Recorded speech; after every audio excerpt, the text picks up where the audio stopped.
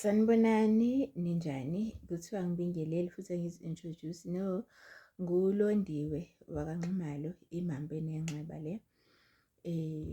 Sisaqhubeka nayo-ke indaba yokuthi-ke akuhlanjululwe isidalwa, and sisaqhubeka nayo le ndaba yokuthi uShembe uyindlela neqiniso.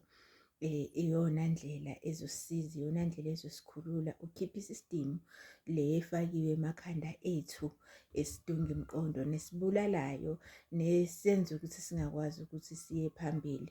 Noma uphupha-ke uShembe noma-ke ufikelwa nawo ukuthi kufanele uyolungisa ngendlela yakaShembe, akusho lokho ukuthi hamba-ke uye kaShembe ufike-ke uthi uyobanikelela-ke uyocela ukuthi uShembe abasize. Uvele uthathe nje uhambe mese utshela ukuthi yonke into isilungisekile, yonke into usuyibeke ezandleni zaShembe, yonke into nje uShembe sekufanele akwenzele. Cha, ayikho-ke into ewumlingo ezokwenzeka ukuthi bazovele bahlambuluke nje automatically. Yabo, kufanele nje uwenze i-process ngendlela efanelekile. Bayahamba-ke abanye basuke baye kaShembe, mese befika kaShembe mese bethola ukuthi abasaphatheki kahle, mese bezofaka-ke amavidiyo bezothrendisa kwi-social media ukuthi kaShembe awuphatheki kahle, bathrendise kanti ibona basheshe bahamba baya kaShembe bengakafanele, okokuqala. Okwesibili, uhambile waya kaShembe kanti akusiwena othunywe kaShembe, akusiwena ofanele uye khona. Yabo, and mhlampe futhi okwesithathu, asikho isidingo sokuthi uye khona ngoba uShembe ombiza la ukhona. uShembe futhi akathengwa-ke ngemali. Into ethengwa ngemali nje imimoya.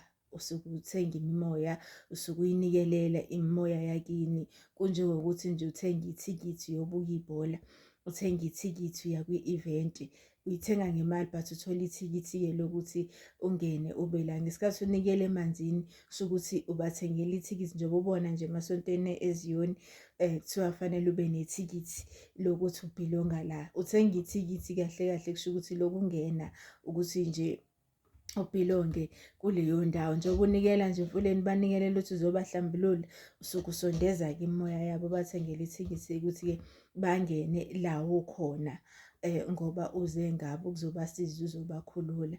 Abantu-ke bajaha-ke ukuya kaShembe, bajaha ukuyoshutha kaShembe mese betshela ukuthi into-ke isisolvekile. Cha, landela amaphupho njengoba abantu abakwembethe.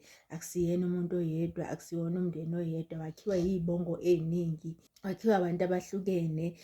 Omunye owomoya, omunye uwamanzi, omunye-ke udinga yena-ke uShembe uqobo lwakhe nje direct. Uzoya kaShembe kanti kufanele uqale emaromini uyobenzela imithi, ubakhuphule ubacelele kumama. Uzoya kaShembe kanti kufanele uqale echibini uyobenzela amabhavu. Uzoya kaShembe kanti kufanele uqale uyobakhuphukela uyibayele ehlane. Ulandela amaphupho nje akutshela ukuthi yenzani, suka la uyephi, usuka la uyephi. Mese beyakutshela ukuthi hamba kuye kaShembe ufike usinikelele. uShembe ukusiza la ukhona, akathengwa ngemali ngoba mesithi uyathengwa sisho ukuthini kubantu abangenamali. Kusetshenziswa imali emhlophe kaShembe ngoba akekho umuntu ongakwazi ukuyi-afford imali emhlophe. Kusetshenziswa imali emhlophe eZion ngoba akekho umuntu ongasho ukuthi akaka-afford ukukhokha imali emhlophe eZion.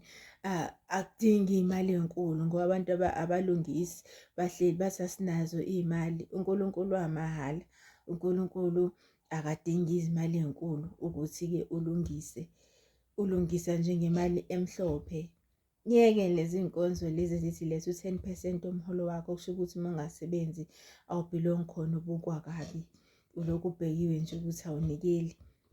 Ngoba fanele phela bakhokhelwe ekutheni bayadukisa abantu, fanele bakhokhelwe ama-agent ukuthi adukise abantu, fanele akhokhelwe. Iyona ndlela abadla ngayo leyo, abakhokhelwa ngayo leyo. Iyona ndlela-ke okwenziwa ngayo ukuthi bawuthokozele umsebenzi wabo, bawujabulele ukuthi-ke basebenze baphushe ivangeli lokuthi kungenziwa iy'nhlambuluko. Mina i-process ngiyenzile yonke, angikaze ngiye kaShembe. Imindeni yonke ewu-4, kogogo nakomama nakobaba, angikaze ngiye kaShembe. But uma ngikhuleka ngibiza uShembe, khona umuntu wakaShembe engaboniswa yena ngephupho, ongithi mengikwi-process avele ku-TikTok, avele kwi-social media asho ukuthi yenza nje mahhala. Ukhona owathunywa emndenini kwathiwa akahambe aye kaShembe kwaphela, kuthiwa kaShembe-ke ama-dreads awafuneki. Angikaze ngiye khona but ngiyambiza uShembe angisize ngithole impendulo ngidlule. Sithole impendulo sidlule ngokubiza uShembe la sikhona. Kudingi ukuthi uze uye khona uyobanga i-traffic ngoba mengathiwa nje sonke siyakhona, sonke sesiyahamba-ke siyonikela, ayikho-ke phela into ezobe siyayenza lapho. Ayikho nje into ozobe uyayenza ukuthi uvele sonke sithathe-ke siyoshaya ulayini. Engasigcina nini-ke nje, bangasigcina nini? Shuthi bona ngeke baze babe ne-life. Shuthi siyobenza igqila-ke manje, siyobathwesa umsebenzi, siyobasithwesa uNkulunkulu umsebenzi ukuthi konke sikunikela kuyena. Kufanele enze yena, thina sihlale silindele ama-miracles.